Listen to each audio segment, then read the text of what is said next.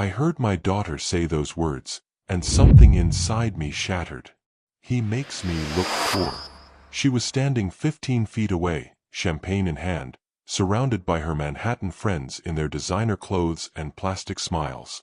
They laughed, that sharp, cruel kind of laughter that cuts through a crowded room like a blade. And she laughed with them.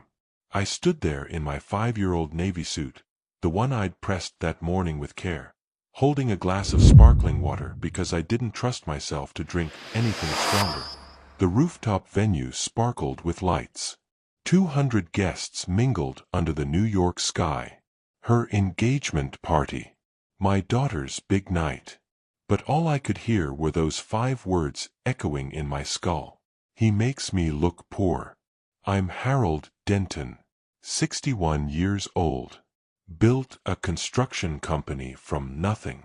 Raised this girl with every ounce of love I had. Gave her everything I never got growing up in Tennessee. Private schools, Europe trips, a college education at Columbia that cost more than most people's houses. And this is what I became to her. An embarrassment. A stain on her perfect image. I didn't storm over. Didn't make a scene. I just set down my glass, shook a few hands near the exit, forced a smile that probably looked more like a grimace, and walked out into the cool Manhattan night. The hotel room felt like a tomb. I sat on the edge of the bed, staring at the city lights through the window, and replayed her words over and over until they burned themselves into my memory like a brand. 20 years of sacrifice. 20 years of saying yes to every request, every temporary loan, every crisis. And this is what I got. Shame. Hi viewers, kindly tell us where you're watching from and what time it is. Warm welcome to the family. Enjoy the story. That night changed everything. Because when I flew home 2 days later, I didn't call her. Didn't text. I just opened my laptop, pulled up my financial accounts, and canceled every single automatic transfer to her bank account. $20,000 a month. Gone. If you've ever loved someone so much that you forgot to make them earn your respect, you'll understand what I'm about to tell you. Because this isn't just about money. It's about the moment you realize that giving everything to someone can turn them into a stranger who sees you as nothing. The phone started ringing 48 hours later. Dad, did something happen to the transfer? My rent is due, and I let her finish. Then I said the words I should have said years ago. You'll figure it out, Clarissa. Silence. Then her voice shifted, panicked, sharp, entitled. You can't just stop like that. I have bills, commitments, a life here. My jaw tightened. The image of her laughing with her friends flashed through my mind. You said I make you look poor. Maybe it's time you find out what poor actually looks like. I hung up before she could respond. That was 3 months ago. And what happened next? Let me tell you, it wasn't what either of us expected. Because when you pull the safety net from under someone who's been floating on your money their whole life, they don't just stumble. They fall hard.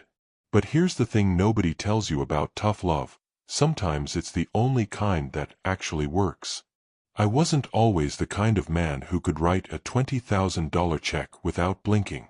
I grew up in a town outside Knoxville where your worth wasn't measured by your bank account, but by your handshake and your word. My father, Earl, ran a small mechanic shop that barely kept us fed.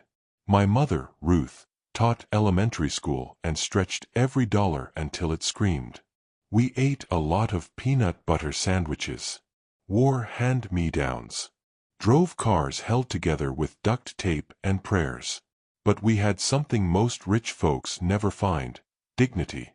My father would come home with grease under his nails and exhaustion in his eyes, but he never once complained. He taught me that hard work wasn't punishment. It was privilege. Boy, he'd say, wiping sweat from his brow after a 14-hour shift, don't ever let money tell you who you are. You tell it. I carried those words with me when I started working construction at 19. Back then, I was just another pair of hands on a job site, hauling lumber and mixing concrete under the Tennessee sun. But I paid attention, learned fast, worked harder than anyone else. By 25, I was running crews. By 30, I'd saved enough to start my own small contracting business. And by 40, I had 30 employees, a solid reputation, and enough real estate investments to sleep comfortably at night.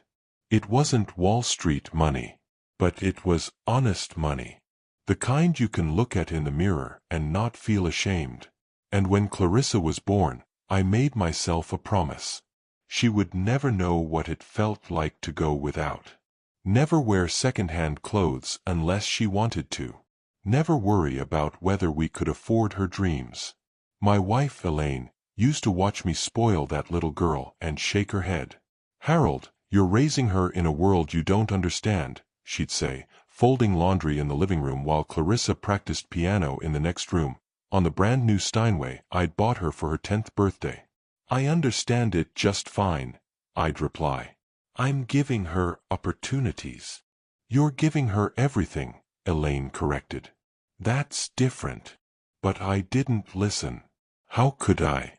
Every time Clarissa smiled, every time she hugged me and said, "Thanks, Daddy," it felt like proof that I was doing it right. When she graduated from Columbia at 21, I sat in that auditorium wearing an old suit that didn't quite fit anymore, tears streaming down my face as she walked across that stage. I didn't care that I looked out of place among the Manhattan elite. I was just a father, proud beyond words. I thought that was the pinnacle, the payoff for all those years of work. I didn't know it was the beginning of the end. Because somewhere along the way, Clarissa stopped seeing me as the man who gave her everything. She started seeing me as the man who didn't have enough. She moved to New York after graduation, landed a job at some fancy fashion design firm, and I watched from a distance as she transformed. The calls became shorter. The gratitude became assumptions. The requests became demands. But I kept saying yes, kept wiring money, kept believing that love and dollars were somehow the same currency. Elaine saw it happening. She tried to warn me. "She's changing, Harold. And not for the better." "She's just adjusting," I'd argue. "New city, new life. She'll find her balance." But balance never came. Only more requests. More emergencies. More distance. And I kept giving. Because that's what fathers do, right? We give until there's nothing left, hoping it'll be enough. It never is. By the time Clarissa turned 25, I was sending her $20,000 a month, more money than my parents made in an entire year. She told me it helped her maintain the lifestyle expected of her position. I should have laughed. Should have told her that lifestyle was a con. But I didn't. Because deep down, some broken part of me believed that if I just gave a little more, loved a little harder, she'd come back to me. The real her. The little girl who used to sit on my shoulders and tell me I was her hero. Instead, I got a stranger in expensive clothes who looked at my navy suit and saw shame. And that stranger was about to teach me the hardest lesson of my life. New York City changed my daughter in ways I didn't recognize until it was too late. Those first few months after she started working in fashion, the calls were excited. Electric, even. "Dad, they loved my presentation today." "Dad, I'm moving to a better apartment in Soho. It's got exposed brick and everything." I ate it up. Sent her extra money to help with the move. Bought her furniture. Paid the security deposit without hesitation. But then the tone shifted. Slowly at first, like water turning to ice. She stopped talking about her work and started talking about appearances. About image. About what people thought when they saw her. "Dad, I need a new wardrobe. You can't show up to these industry events looking like you shop at Target." "Dad, my car broke down. I need something reliable. Maybe a BMW." "Dad, I'm going on a networking trip to Milan. Can you cover it? It's an investment in my career. Every request came with a reason, a justification, and every time I said yes. Because I wanted to believe her. Wanted to believe that this money was building something real, not just propping up an illusion. The apartment went from $6,000 a month to $7,500 when she upgraded, then to $9,000 when she moved closer to her office. The handbags went from hundreds to thousands. The dinners went from casual to Michelin-starred. And her friends, God, her friends. I met a few of them when I visited her once. Influencers, stylists, so-called entrepreneurs who talked a big game but seemed to live on borrowed credit and desperation masked as confidence.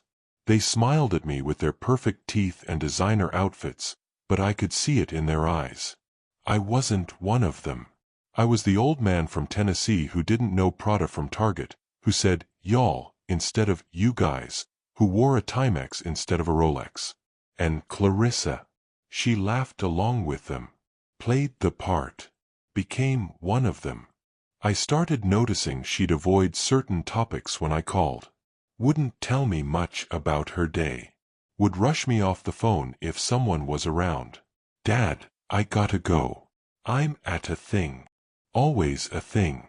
Never a dinner. Never a moment.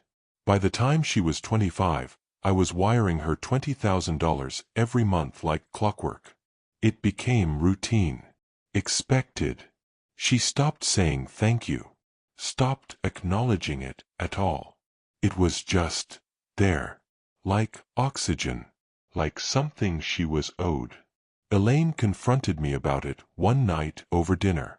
"Harold, you're enabling her." "I'm helping her." "No," she said, setting down her fork. "You're teaching her that money solves everything. That she doesn't have to earn respect or work for what she wants. You're making her weak." "She's not weak," I snapped. "She's ambitious." Elaine stared at me with that sad, knowing look she gets when she's already lost the argument before it begins. "Ambition doesn't cost $20,000 a month, Harold. That's not ambition. That's addiction." I didn't want to hear it. So I shut down the conversation and kept writing the checks. But deep down, I knew she was right. I just didn't want to admit it. Because admitting it would mean admitting that I'd failed. That all my love and sacrifice had somehow created a person I didn't recognize anymore. Then came the engagement announcement. "Dad." Ethan proposed. Her voice was bright, giddy, like the old Clarissa. For a moment, I let myself hope that maybe this was the turning point. That marriage would ground her, bring her back to reality. Ethan was a hedge fund manager from Connecticut. Polished, educated, distant. I'd met him twice, both times over short, awkward dinners where he smiled politely but never really engaged. He looked at me the way you'd look at someone's embarrassing uncle. Polite, but uninterested. Still, I was happy for her. Or at least, I tried to be. She insisted on throwing a massive engagement party in Manhattan. Nothing too fancy, she said, which, in her world, meant a rooftop venue, catered oysters, and champagne that cost more per bottle than I used to make in a week. She asked me to fly in early. Be part of the setup. Walk her through the moment. So I did. I booked a red-eye, packed my best suit, and even brought a gift, a necklace that had belonged to my mother. Real gold. Old-fashioned. Sentimental. When I gave it to her in the hotel lobby the day before the party, she smiled. But it wasn't the smile I remembered.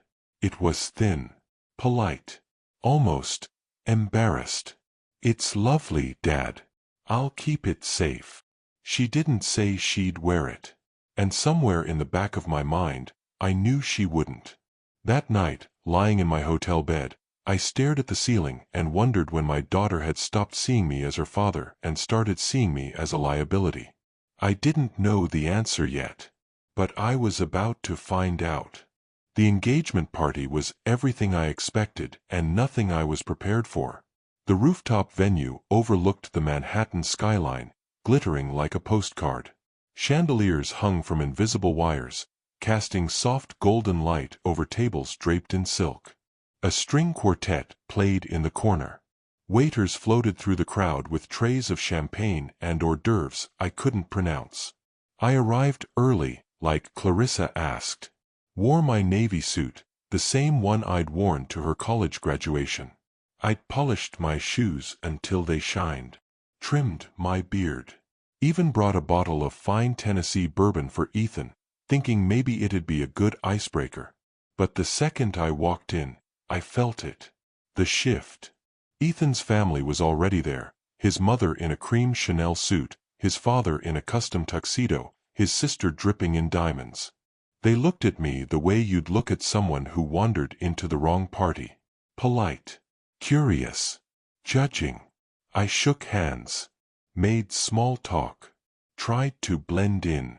But I didn't. And I knew it. Clarissa was across the room, radiant in a white cocktail dress that probably cost more than my first car. She was laughing with a group of her friends, tall, thin women who looked like they'd stepped out of a magazine spread. Their smiles were sharp. Their voices loud. I caught her eye once. She waved. But she didn't come over. I stood near the bar, nursing a glass of sparkling water, watching the crowd move around me like I was a piece of furniture they'd learned to ignore.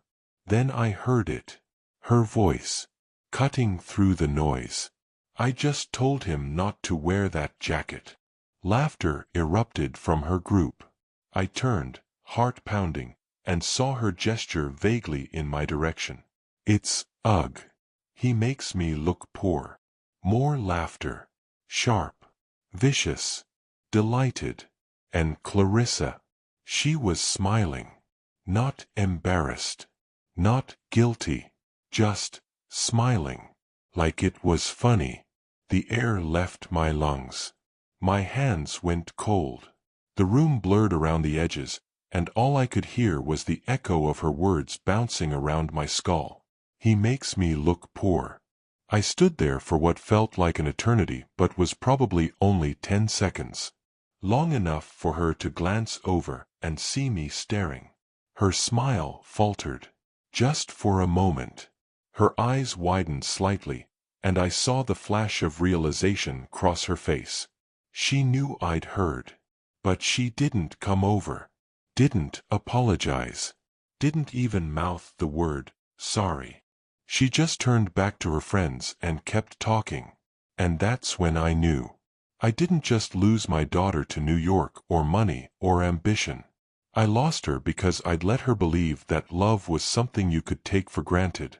That respect was optional. That I'd always be there, no matter how much she hurt me. I stayed another 10 minutes. Shook a few more hands. Forced a few more smiles. Then I walked out into the cool night air and didn't look back.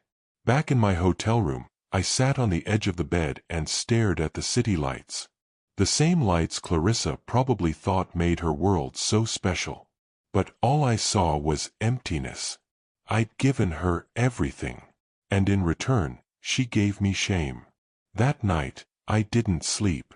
I just sat there, replaying her words over and over, until they became a mantra I couldn't escape. He makes me look poor. By the time the sun came up, I'd made my decision. If she thought I made her look poor, then maybe it was time she learned what poor actually felt like. 2 days later, I was back home in Tennessee. I didn't call her. Didn't text. I just opened my laptop, logged into my bank account, and canceled every automatic transfer to her account. $20,000 a month. Gone. The phone rang 48 hours later. I stared at her name flashing on my phone screen. Clarissa. For a moment, I considered letting it go to voicemail. But some part of me, the part that still remembered rocking her to sleep as a baby, teaching her to ride a bike, crying at her high school graduation, that part made me answer. Hello, Dad. Her voice was tight. Confused. Did something happen to the transfer? My rent is due tomorrow, and the money didn't come through. No greeting. No, how are you? Just straight to the money. I took a slow breath. You'll figure it out, Clarissa. Silence. Then, what? I said you'll figure it out. Her tone shifted instantly, from confusion to panic to something sharp and entitled. Dad, you can't just stop like that. I have bills. I have commitments. I have a life here that depends on my money. I finished for her. More silence. I could hear her breathing. Could almost see her pacing her expensive apartment, mind racing. This is because of the party, isn't it? She said, voice dropping. Dad, I didn't mean. Yes, you did. I was just joking with my friends. It wasn't. You said I make you look poor. My voice stayed calm, but I felt the weight of every word. You stood there in that $12,000 dress I paid for, at a party I helped fund, surrounded by people impressed by money you didn't earn, and you looked at me like I was something to be ashamed of. Dad, So maybe it's time you find out what poor actually looks like. I hung up before she could respond. My hands were shaking. My chest felt tight. But for the first time in years, I felt something close to clarity. Because the truth was, I hadn't just been funding her lifestyle. I'd been funding her delusion. The idea that money could replace character. That image mattered more than integrity. And I'd enabled it. Every wire transfer. Every emergency loan. Every time I said yes when I should have said no. Elaine walked into the room, saw my face, and didn't ask. She just sat down next to me and put her hand on my shoulder. You did the right thing, she said quietly. Then why does it feel like I just lost her? Because you did. But maybe that's the only way she'll find herself. The next few weeks were silent. No calls. No texts. Nothing. I went to work. Ran my company.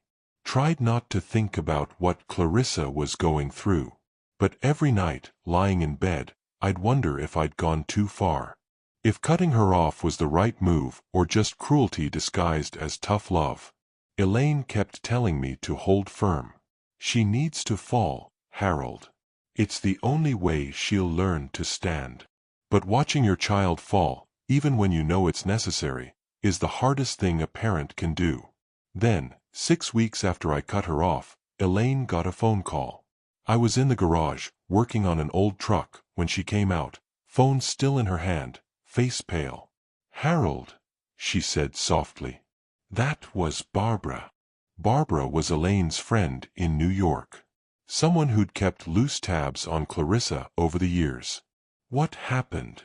Elaine hesitated. Then, she's been evicted. The wrench slipped from my hand and clattered onto the concrete floor. What? She's behind on everything.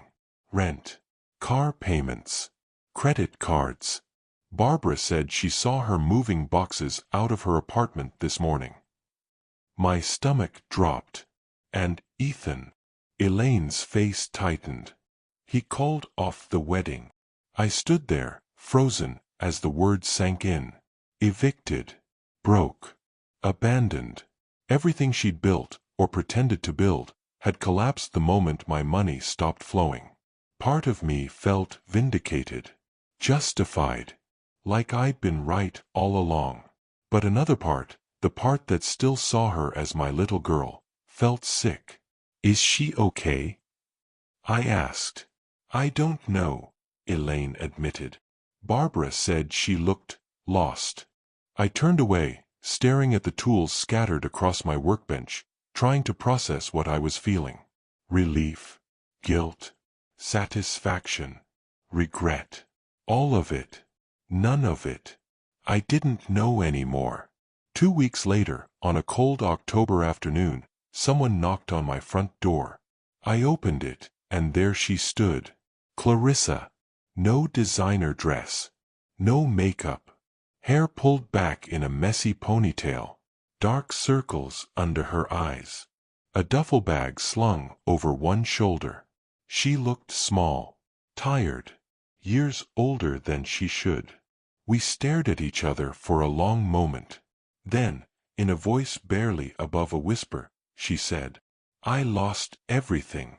I didn't say anything, just stepped aside and let her in.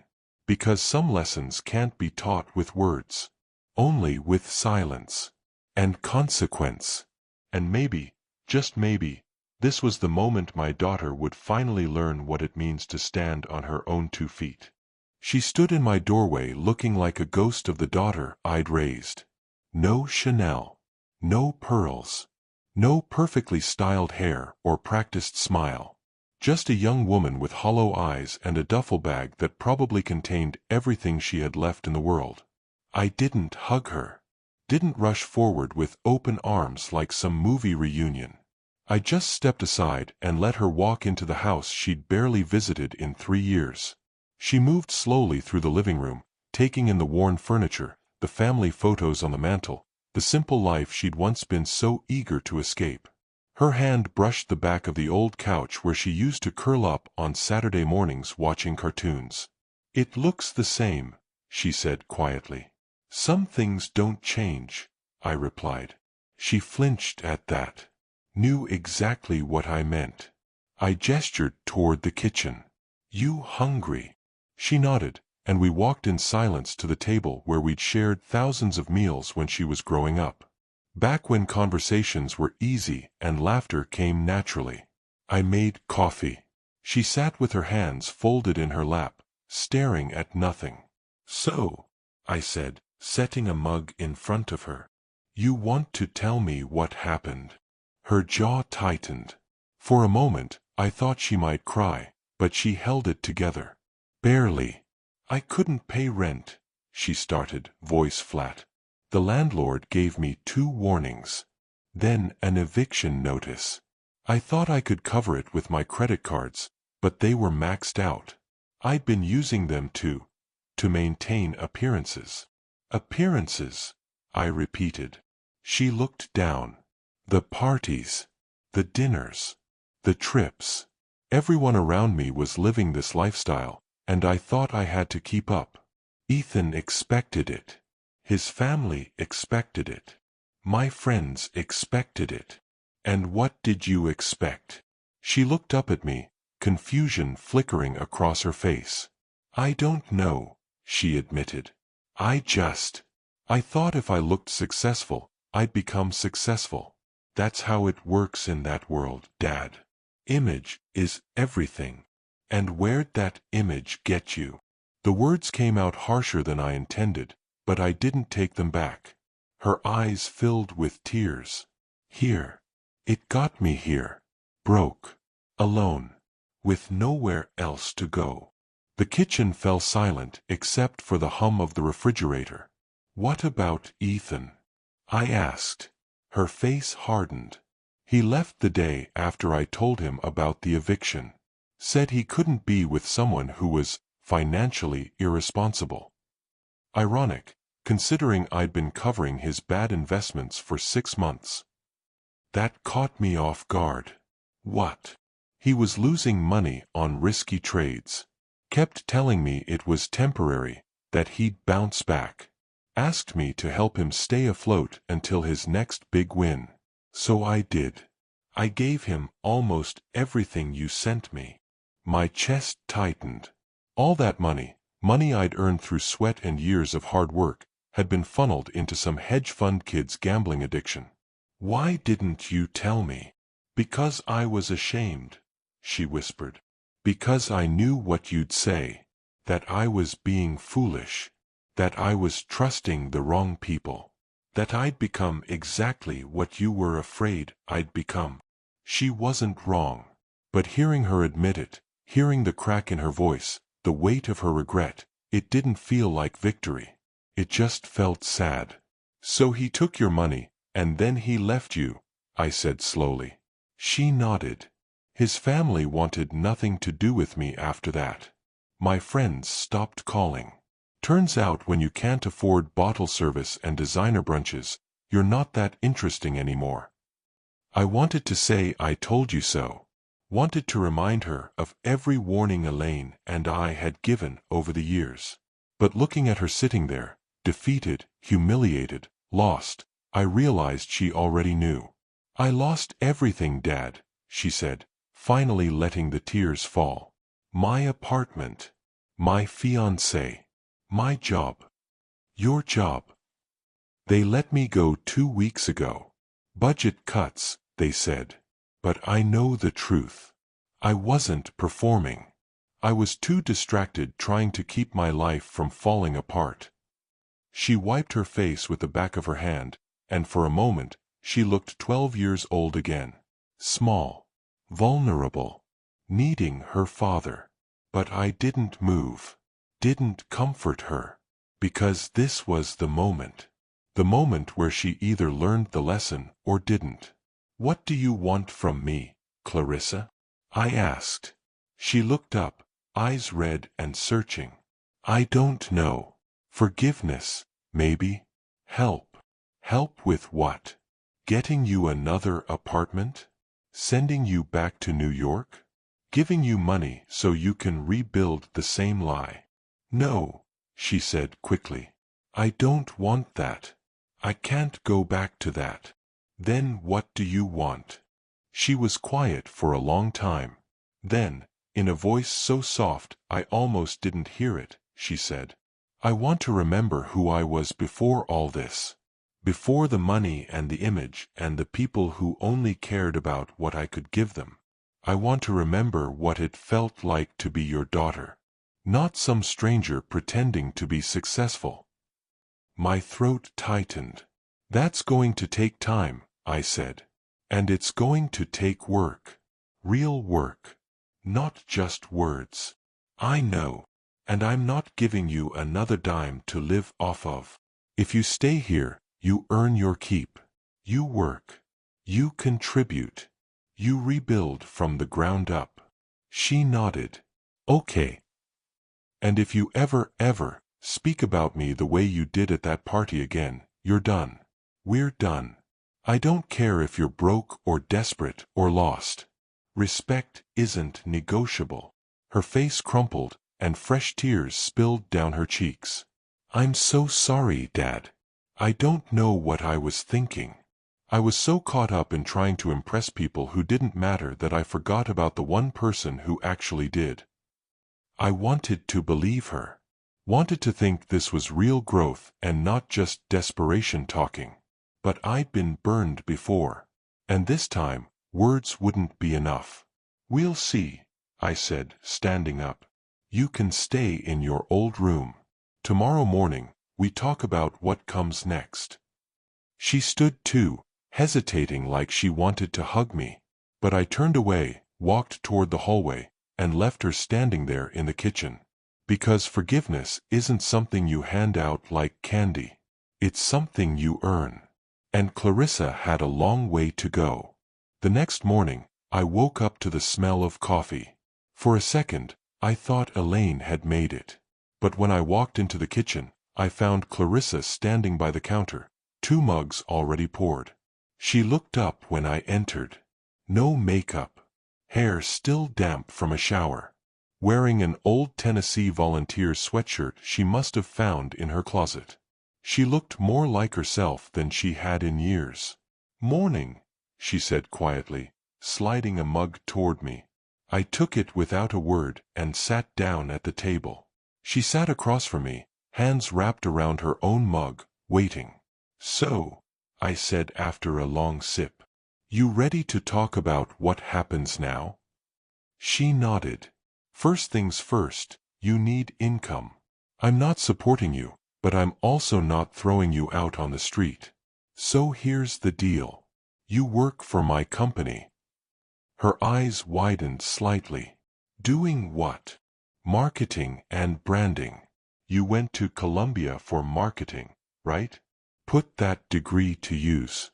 We've been wanting to update our website, improve our social media presence, reach younger clients. You'll handle that. Okay, she said, nodding slowly. What's the pay? $15 an hour. 40 hours a week. I watched her face carefully, saw the flicker of shock, the quick mental math. $15 an hour was less than she used to spend on a single cocktail. But she didn't argue, didn't complain. Okay, she said again. You'll also help with admin work when needed. Answering phones.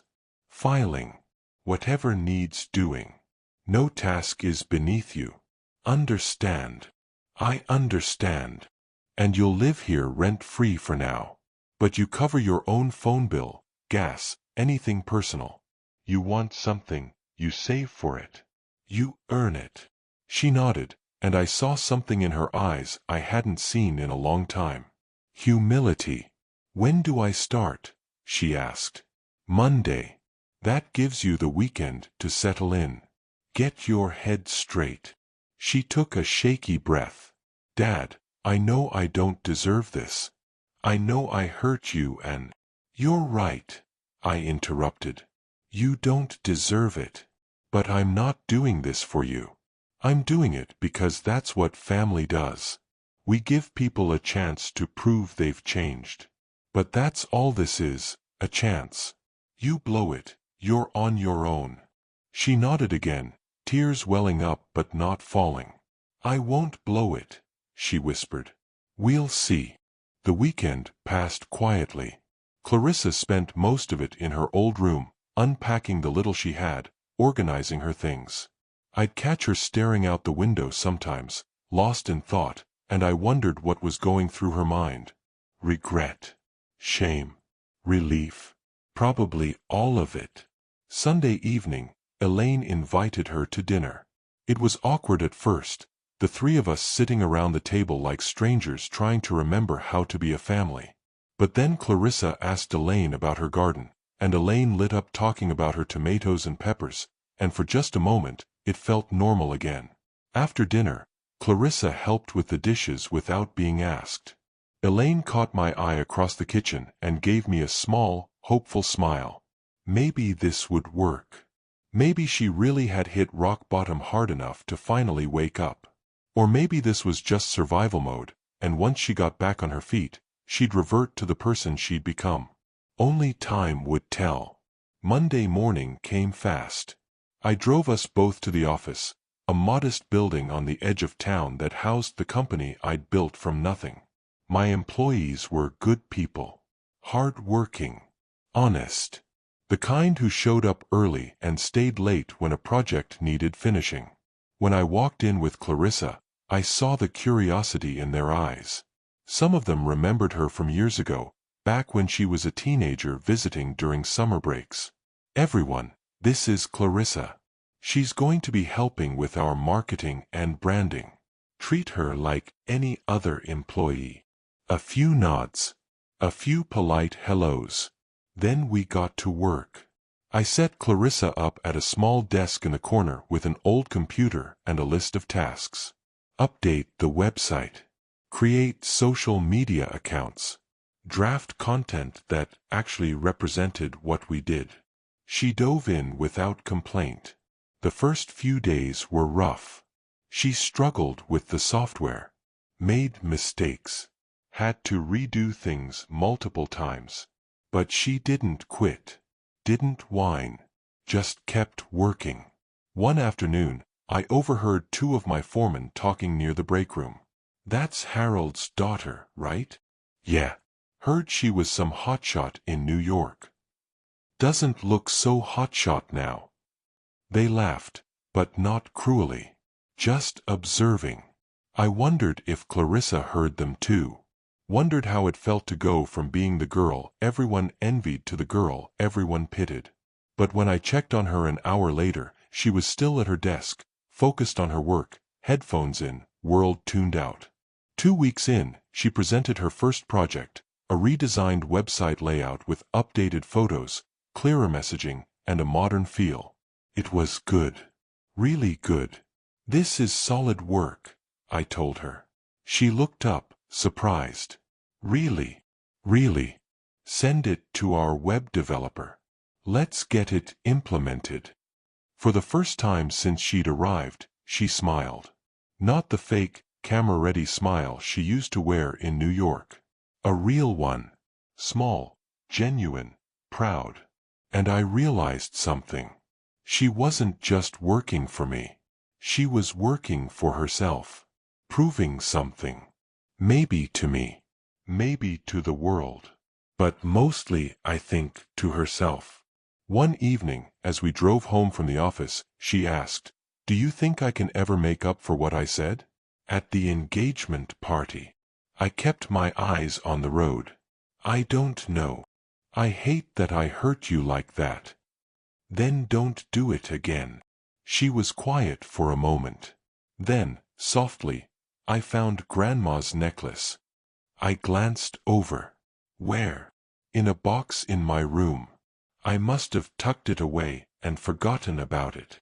I didn't say anything. "I'm going to wear it tomorrow," she said. "If that's okay." My chest tightened. "It's yours. You can do what you want with it." The next day, she showed up to work wearing that old gold necklace. Simple. Understated.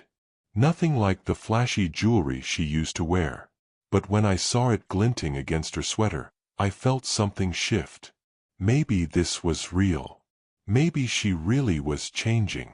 Or maybe I just wanted to believe it so badly that I was seeing what I hoped for instead of what was actually there. Either way, I knew one thing for certain. The road to redemption is long. And we were only just beginning. 3 months into her working at the company, something unexpected happened. Clarissa got her first paycheck. I watched her open the envelope in the break room, saw her eyes scan the numbers. $600. 2 weeks of work at $15 an hour, minus taxes. It was probably less than she used to spend on a single dinner in Manhattan. But the way she stared at that check, like it was the most valuable thing she'd ever held, told me everything I needed to know. "You okay?" I asked. She looked up, eyes glassy. "This is mine. I earned this. That's how it works." She laughed, but it came out shaky. "I know that sounds stupid. But I've never. I worked in New York, but that money always felt tied to something else. To image, to expectations. This is different. This is just mine." I nodded. Didn't push.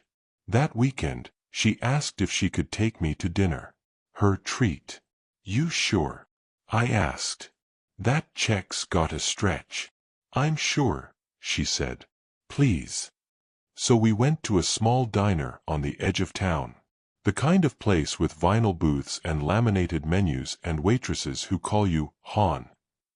We ordered burgers and fries, and for the first time in years, we talked. Really talked. Not about money or New York or her mistakes. Just life. She told me about the co-workers she was getting to know. About how strange it felt to wake up early and work with her hands and actually feel tired at the end of the day. "I forgot what it felt like to be proud of something I made," she admitted. "In New York, everything was about optics. About making other people think you were important. But here, I designed that website, and people actually use it. Clients call because of content I wrote. It's real." I smiled. That's the difference between building something and pretending to build something. She nodded slowly. "I spent so many years pretending." "I know. Do you think?" She hesitated. "Do you think I can ever be the person I was before? Before I got caught up in all that?" I set down my burger and looked at her. Really looked at her. The makeup-free face. The tired eyes. The hands that now had calluses from carrying file boxes and assembling promotional materials. "No," I said honestly. "You can't go back to who you were. But maybe that's not the point. Maybe the point is figuring out who you are now." She blinked, absorbing that. "I like who I'm becoming," she said quietly. I don't have much. I drive a 15-year-old sedan. I wear the same 3 outfits to work. I can't afford anything fancy. But I'm happy. Actually happy. For the first time in years. My throat tightened. Good. When the check came, she paid with cash from her paycheck. Left a generous tip, even though it meant less for her. On the drive home, she stared out the window at the Tennessee hills rolling past. I'm sorry it took me so long to understand, she said. What you tried to teach me. What really matters. Better late than never, I replied. The next week at work, something shifted in how the other employees treated her. Word had gotten around that she was pulling her weight, showing up on time, not complaining about the grunt work. One of the older guys, Frank, started bringing her coffee in the mornings. Another coworker, Lisa, invited her to a weekend barbecue. She was becoming part of the team, part of the community, and I could see her relax into it. Stop trying to prove anything. Just exist. One afternoon, I found her sitting at her desk, staring at something on her computer screen. What's that? I asked. I've been thinking, she said slowly, about starting something. A small marketing agency. Here in town. Helping local businesses with branding and social media. Nothing huge. Just something real. I raised an eyebrow. That's so. I know I don't have the money to start it now, and I need way more experience. But maybe that's something I could work toward. Something I could build on my own. Without anyone else's money. Without pretending to be something I'm not. I felt pride swell in my chest. Real pride. Not the forced kind I felt at her Columbia graduation or when she landed her New York job. This was different. Because this ambition wasn't rooted in ego or image. It was rooted in purpose. I think that's a fine goal, I said. And if you work hard, save smart, and learn everything you can hear first, I think you could do it. She smiled.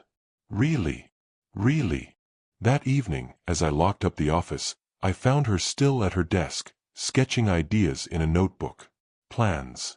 Strategies. Dreams grounded in reality instead of fantasy. You coming? I called. Just a few more minutes, she said, not looking up. I left her there, and as I walked to my truck, I realized something. I hadn't lost my daughter after all. She'd just been buried under layers of pretense and desperation and misplaced values.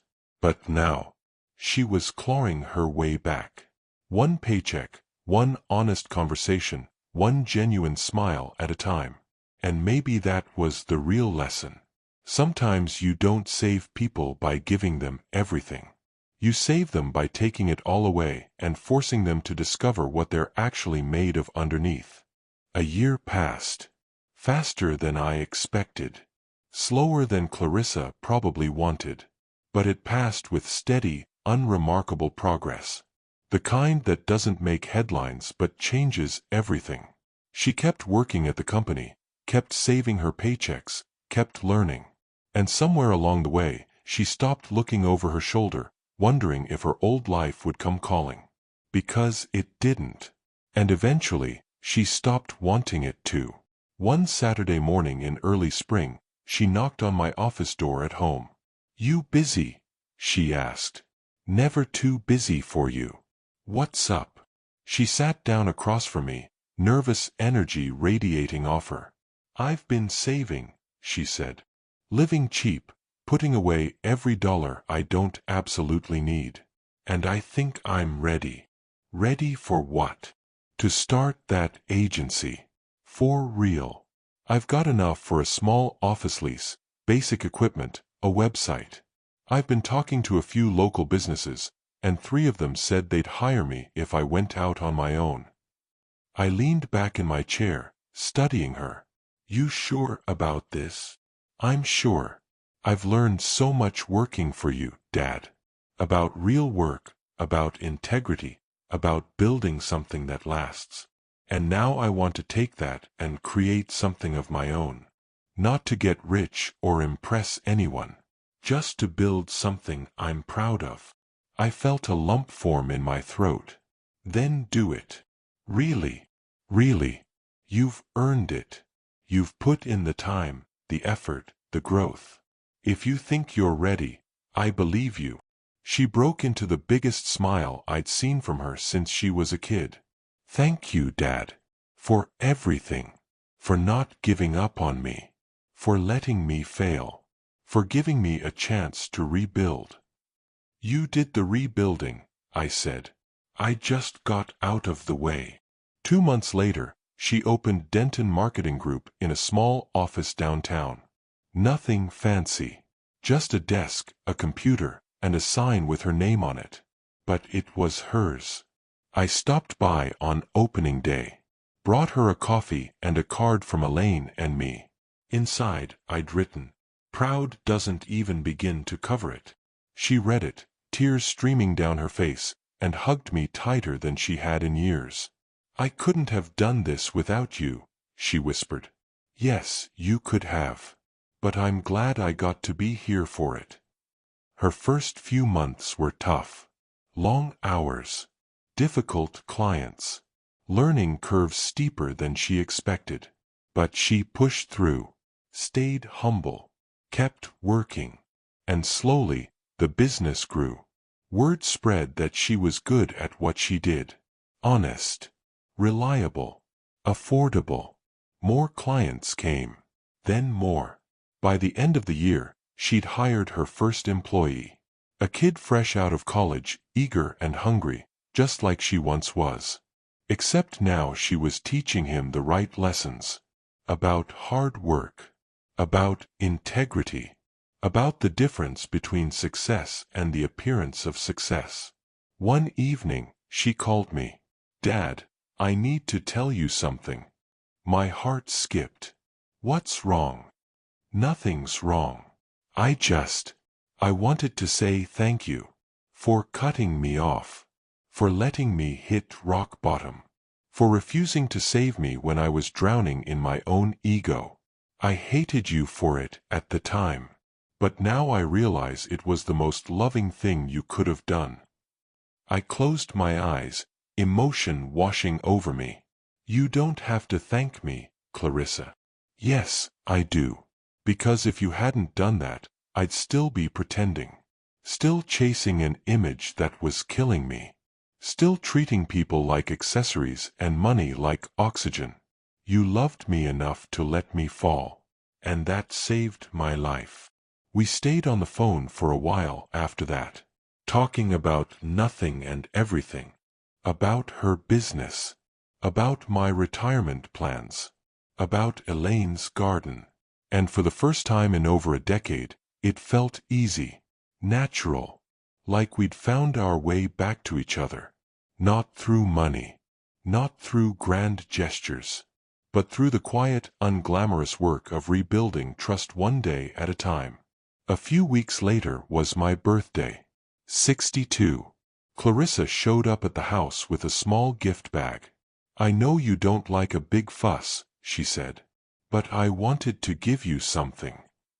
I opened it and found a framed photo. It was from her childhood, the two of us at a construction site, her wearing an oversized hard hat, me laughing. Underneath, she'd written, "To the man who taught me that real wealth isn't what you have. It's who you are. Thank you for never giving up on me. Love, Clarissa." I stared at it, blinking back tears. "I love it," I managed. "I love you, Dad," she said. "And I'm sorry it took me so long to remember that love isn't about money. It's about showing up. And you showed up. Every time. Even when I didn't deserve it." I pulled her into a hug and held her tight. "You deserved it," I said. "You just had to find your way back to believing that." That night, after she left, I hung the photo in my office right next to my desk.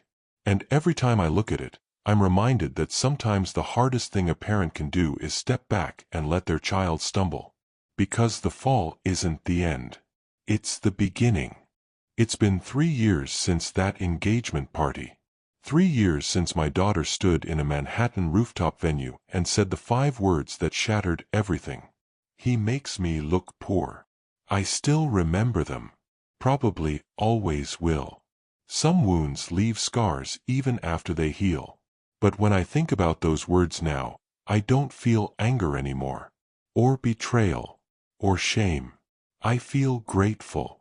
Because that moment, as brutal as it was, became the catalyst for something neither of us expected. Redemption.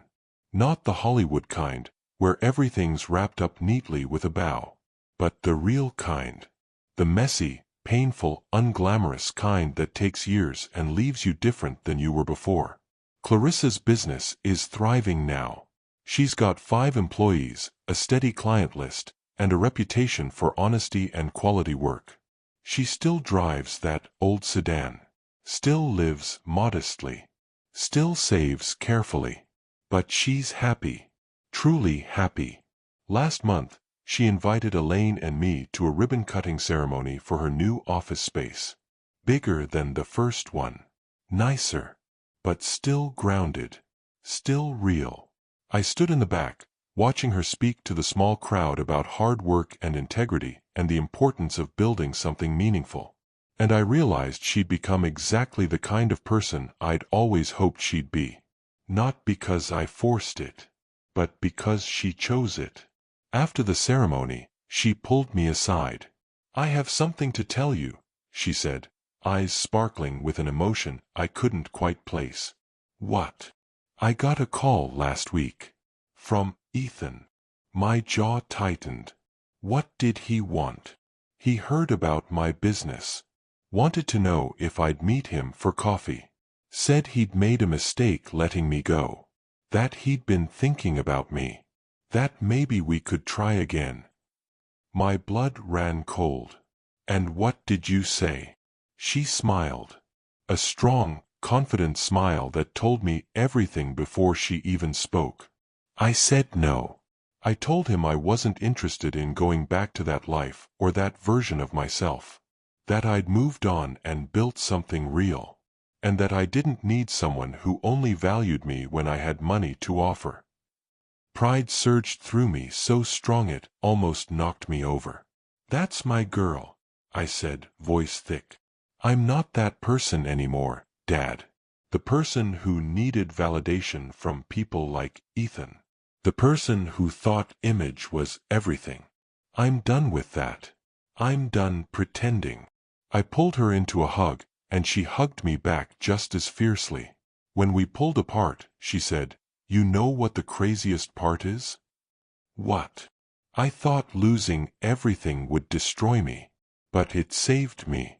Because I had to figure out who I was without the money, without the status, without the performance.